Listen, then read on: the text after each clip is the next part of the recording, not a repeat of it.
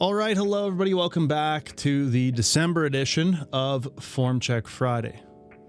Just to let it be known, I wanted to be here, but apparently we're being festive and I'm here. So this series is where we take your videos that you've submitted to us. We put them up on this fancy little screen behind me and draw on them and stuff and give you some powerlifting coaching advice.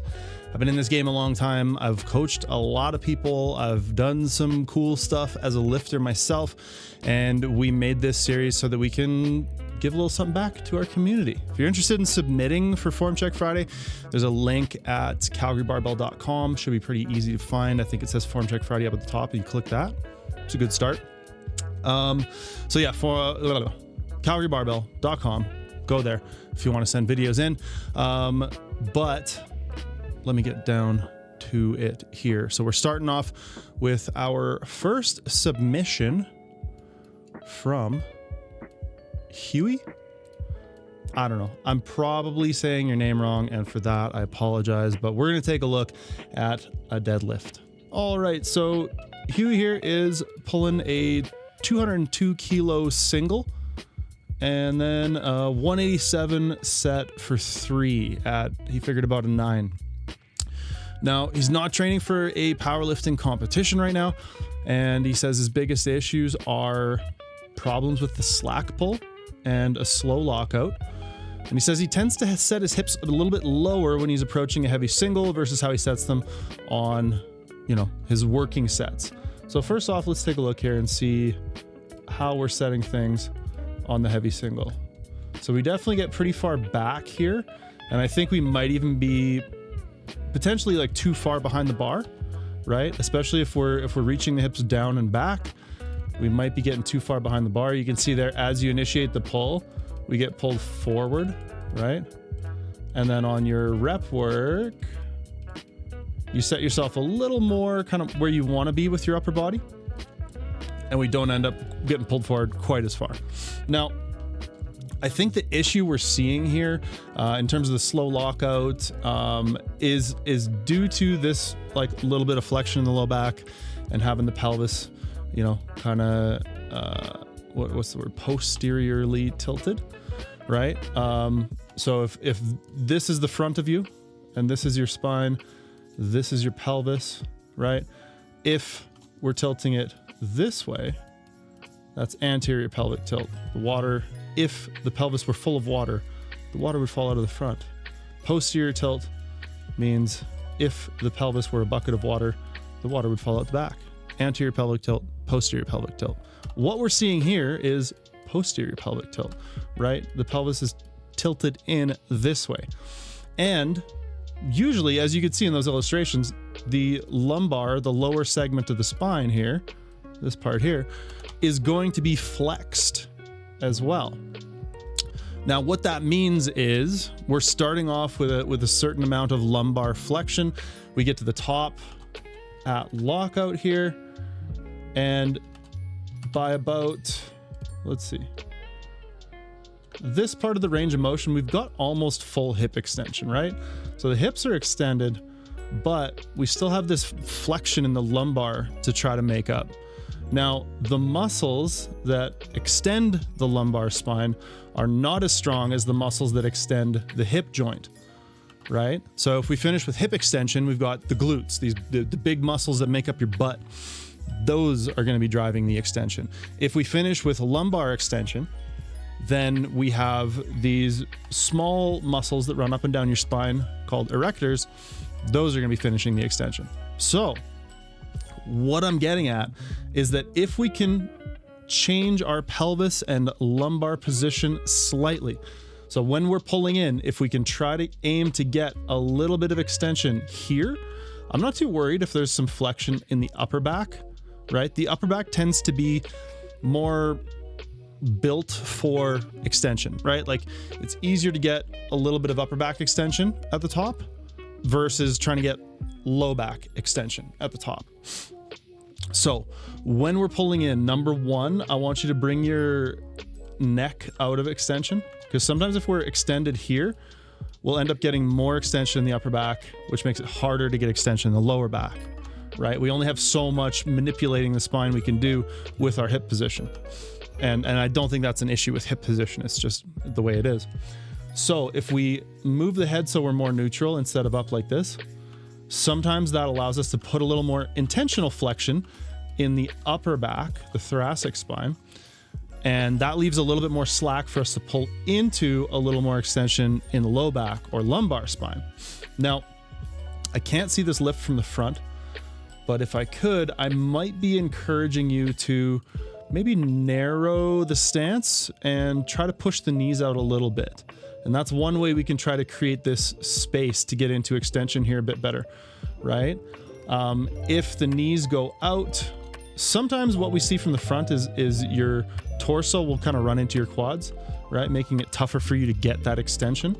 But in the long story short, long story long maybe, is we need to try to build that extension as part of our brace, right? We need to be pulling into a bit of extension.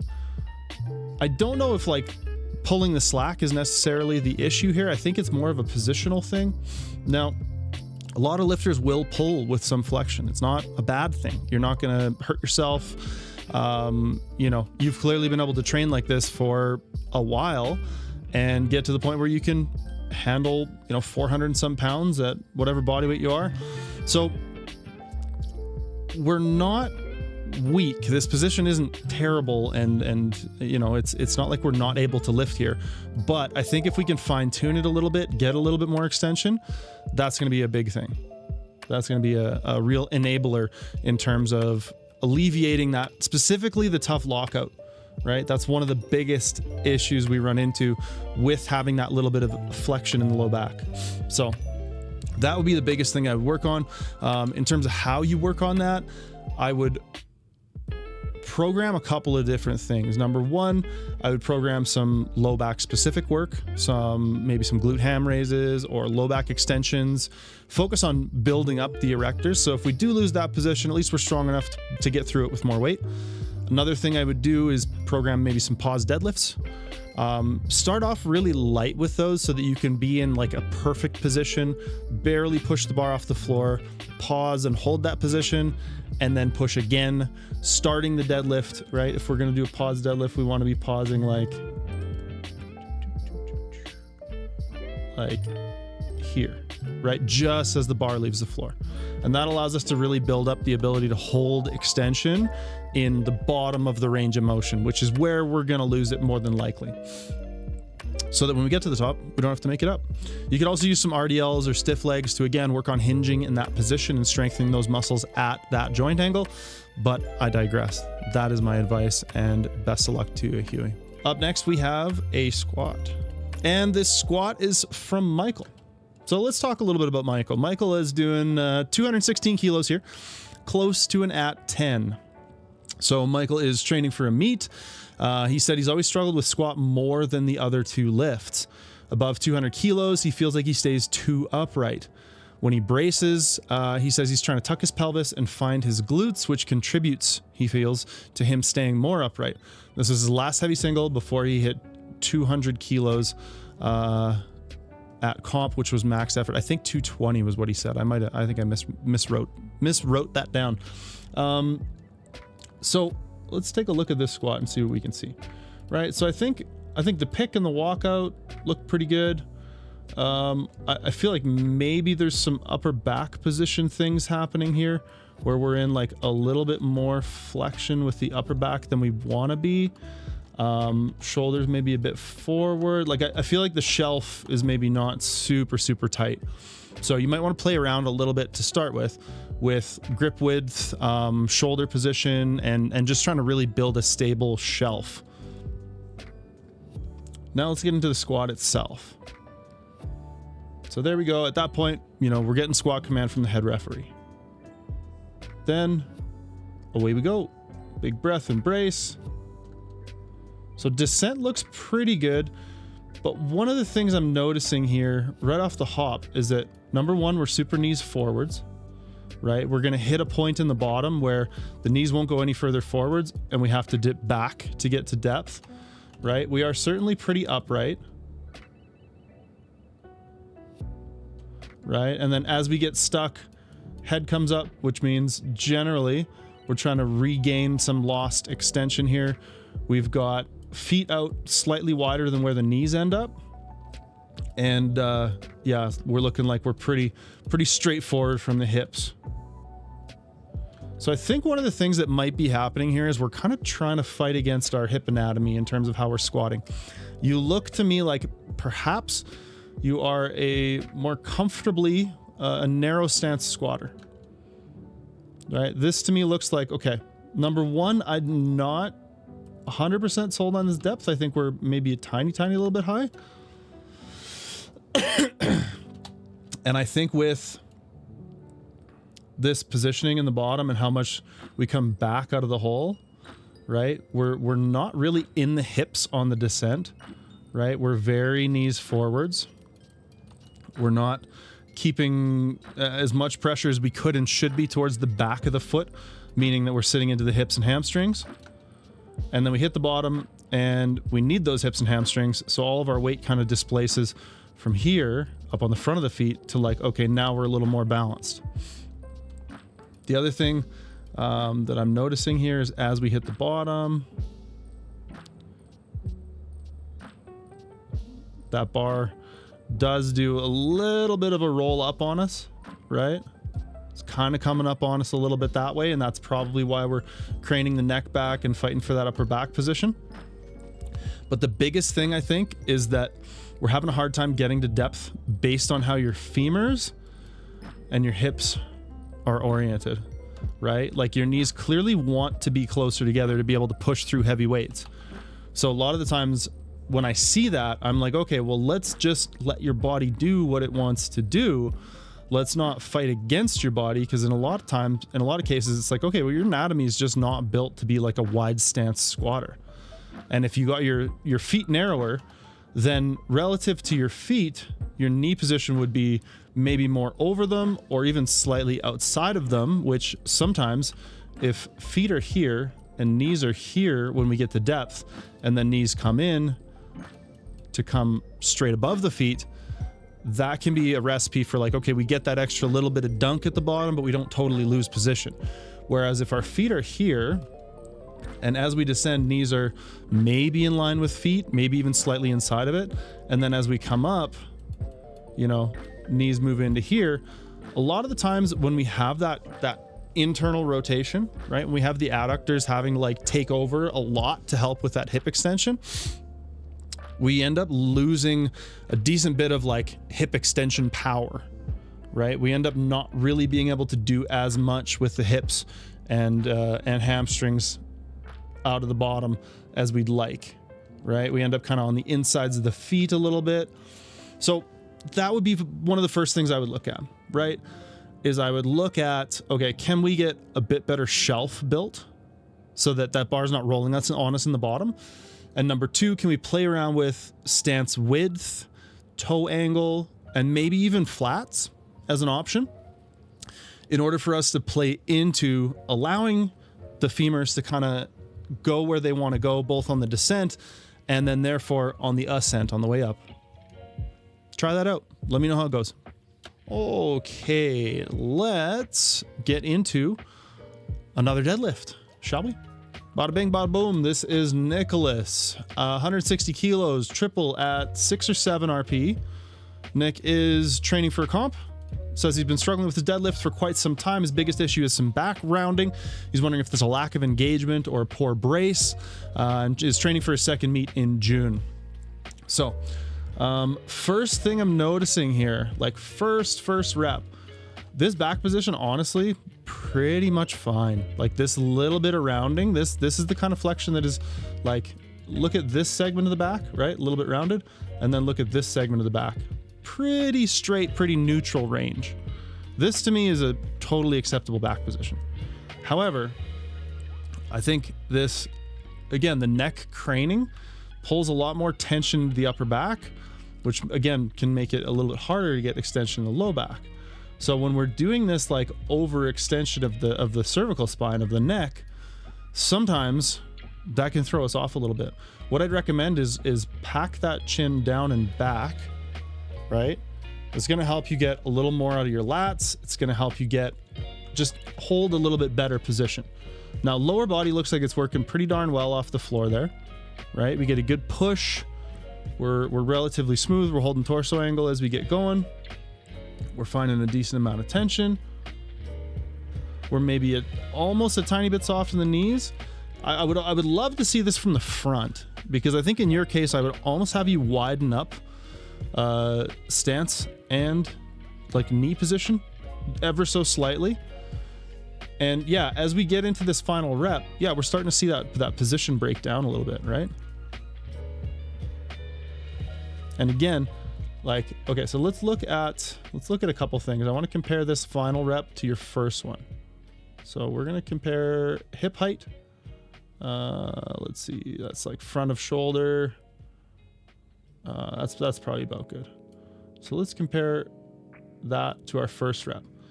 So it's small. The difference is small, but on the final rep, and as the set goes on, you're starting to sit back more and more and more and put yourself more and more behind the bar, right? Now, this line of pull is gonna be the same. When your shoulder blade is directly above it, you're able to maintain this nice lever arm and everything moves super well. When, instead of being right above it, we end up putting the shoulder blade almost behind it, right? Then this hip, as it pushes, we're getting this additional force that's kind of rounding us out, right? Whereas if we have this, you know, a little bit better extension, hips very, very ever so slightly higher, you probably feel a little bit more tension in your hamstrings in the position from rep 1. You're going to be able to hold position better, right? You're not going to lose that little bit of flexion or that little bit of extension as we come off the floor. Now, I don't really think that little bit of extension is probably that big of a deal. The other thing I would look at, actually, based on just what I'm seeing from the side in your upper back position, is I would think about grip width. It might be that we're pretty wide in our grip, maybe wider than we need to be. And if we can narrow it up, even like 1 finger's width without crowding the knees too much. And again, you know, you got to balance grip width with stance width, right? If the stance goes wider, then we can't bring the grip in more. Or maybe we can and we're gripping really wide, but it's impossible to tell from this angle. So I want you to bear in mind and consider those 2 factors, right? Potentially widening the stance to give yourself like a slight bit more room to get into position, and potentially narrowing the grip. Now, it might be one of those 2. It might be a little bit of both. Tough to say, again, with just having the 1 angle. But, you know, those are the limitations of what we're doing here. So I hope that helps, and best of luck with your deadlift progression. All right, now I want to talk for just a quick second about a little thing that we have called the Calgary Barbell Training app. If you like what we're doing here, if you like form checks, if you're a lifter, if you're struggling with technique, or perhaps struggling with your programming, then the Calgary Barbell app has everything you need to make a whole bunch more progress. You can check out our app and everything that's on offer there at calgarybarbell.com. We have 51 programs at this point. We're going to be putting out a new program about every 3 months from now on. And we tailor to pretty much any level of powerlifter. We have some more advanced programs for competitors. We have some stuff for people just wanting to get their foot in the door. And most importantly, we do check-ins like this Form Check Friday, actually almost exactly like this Form Check Friday, except if it was a Discord check-in, I would get the Angron background and not this Christmas tree. But we look through the Discord every single week. We do a video check-in. We answer your questions. We help you modify the programming. We help you with technique, all of that kind of stuff. So head to calgarybarbell.com and check that out if you're interested. Now, let's get back to it with Chris's squat here. So Chris is squatting 495 pounds for a set of 5. Chris says he's not training for a meet. He's been lifting around 10 years. And he says he's always found a belt to feel really unnatural on his squat. He uses a belt to deadlift, but when he uses one on squat, he feels like he gets too bound up, can't really hit depth, feels too much pressure. Now, he wants to know, like, should he chalk it up to, like, if it isn't broken, don't fix it? Or can I offer some suggestions on ways that he might be able to use a belt and benefit from it? Now, generally speaking, I can absolutely, I mean, first off, dude, you're very strong, right? Like that's, you just hit like an easy set of 5 with 495. That's a pretty damn good squat. Technically speaking, your lift looks essentially flawless, right? If this was if you were a lifter of mine and I was coaching you weekly and doing check-ins, like I do for most of my time, I would be like, okay, great. Like, load selection looks good. We can probably put some on next week. Wonderful. I'm not changing that technique in the slightest. However, with the belt discussion, I think generally speaking, a belt on squats is almost always a benefit. Now, there's going to be exceptions to every rule, only Sith speak in absolutes and whatnot, but I think it probably is worth playing around with a belt. Now, I think if we struggle with it and it feels unnatural on our squat, I would probably just dedicate a secondary squat day to, squat with belt. And introduce it as a secondary movement. Don't expect yourself to be able to lift the same amounts of weight immediately. Again, 90% of people, when they put on a belt and they go to squat, they're like, oh, this feels way better. But your case is obviously not that. So you need to develop a bit of a unique approach.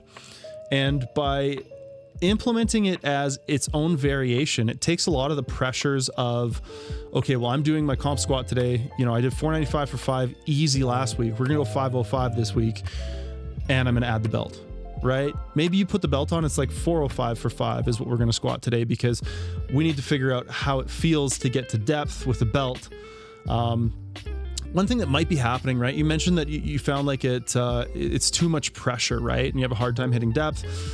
It could very well be that you're wearing the belt a little too tight. It might be that just wearing the belt a little looser allows you a bit more room to feel like you can get into those positions. And it also might be that pressure and that difficulty getting depth is kind of exactly what the belt provides, right? If it's difficult to get depth, then in an ideal world, it's like a piece of equipment, right? Like a squat suit or knee wraps or something that will restrict you from getting to depth. However, if you do get to depth, and if you can push for that extra little bit of depth, that additional resistance into and out of the hole is going to help you move more weight, right? So that would be my thought there. And again, it's really interesting case where a lot of lifters, maybe not a lot, but a sizable number of lifters will choose not to deadlift with a belt. And I think there's a case to be made for that. There have been times in my powerlifting career where I forgot, one time in particular, and I was doing heavy deadlifts, and it was, just any other normal working set. I had hit set 1 with my belt on, forgot my belt somehow, was just like caught up chatting with somebody, pulled my second set, and then realized like, oh, whoops, I forgot my belt. And the set felt 0% worse. You know what I mean? I think more often lifters are opting not to use a belt on the deadlift, but I think in the case of the squat, I would say almost everybody I've talked to who has used a belt has benefited from it. Now, I'd actually be interested if anybody watching this has had a similar experience to Chris's. Have you struggled with using a belt on the squat? If so, did you find a way to use it? Did you opt not to? I'd be interested to hear some other takes and some other thoughts on this. I mean, obviously, Chris, again, your squat is friggin' beautiful, man. Like, phenomenal, good squat. It says here you're not training for a meet. I think you should absolutely do a powerlifting meet. Get into powerlifting, my man. You're a hell of a lifter based on how your squat moves. So anyways, I'm going to go ahead and move on to the next one here. But yeah, hopefully that helps give you a little bit of an approach as to how you might implement the belt. Ba-boom. All right, so up next, we have another deadlift. Let's get into that. Okay, so this is Benji. Now, Benji sent in this deadlift, 170 kilos for triple at 9, is training for a competition, hasn't made much progress on deadlift, says he feels he seems to kick the bar forwards. He's played around with hip height and how close to the bar he is, would appreciate any advice. And Benji, surprise, you are on our new segment called the Good Lift of the Week. So this is a segment where we basically just offer some positive reinforcement. Benji, your deadlift is good. There is not nearly as much technical deviation or issue as perhaps I think it feels like. And maybe this set isn't indicative of what your trouble sets or problem sets look like. But again, if a lifter sent this to me who I was coaching, I would say, damn, nicely done. All right, like, looks good. So I think sometimes as lifters, and especially, you know, I noticed with even some of our audience for Form Check Friday, clients I've worked with in the past, and even myself, I think sometimes we can get a little too wrapped up in some of the minutia, right? We can be maybe a little overly critical. And I think some of our personality traits as power lifters can sometimes lead us to be, you know, bordering a little bit on neurotic. Now, I'm not calling anybody neurotic here, but I'm saying that, you know, sometimes we get a little too caught up in the details and we forget to just like stand up real hard. And the good lift of the week is here to encourage people to just sometimes, like, good enough is good enough. And, you know, a technical change is maybe not what is necessary in terms of how to get this lift to progress for you, right? It may be more of a programming thing that you want to try to address. And I'll use this as an opportunity to plug our free 16-week program. Again, just go to calgarybarbell.com. It's free. It's 16 weeks. I don't know. It's been downloaded and used by probably at this point like 20,000 people or so. And we've gotten hundreds and hundreds, or if not thousands, of people's feedback that, you know, it's helped them immensely. It was their first program. They ran it for like 2 years in some cases and just like built crazy totals. Anyways, I think in this case, Benji, your pulls look friggin' great. If you're feeling like the bar's getting away from you at all, just remember to kind of be patient, keep your lats doing their job, and, you know, like you're doing a stiff arm pull down, right? Trying to like pull the bar into yourself a little bit with your upper back and lats. But my man, your pulls look good. You are the good lift of the week. Congrats. And now a bench. This bench comes to us from William. So this is 170 kilos. William hit this for a single out of 10.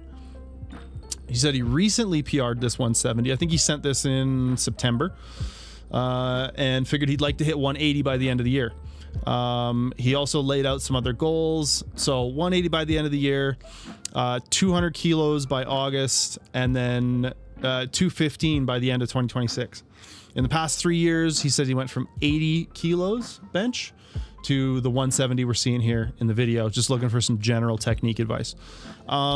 First off, I really think that setting those kind of goals is awesome, right? I think having those kinds of goals and things to look forward to and things to drive you and numbers in mind is generally really useful.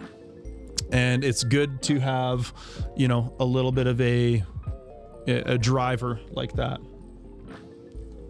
What's going on with this? The green screen's all messed up. You're just gonna have to live with it, I guess. But I think those goals are huge.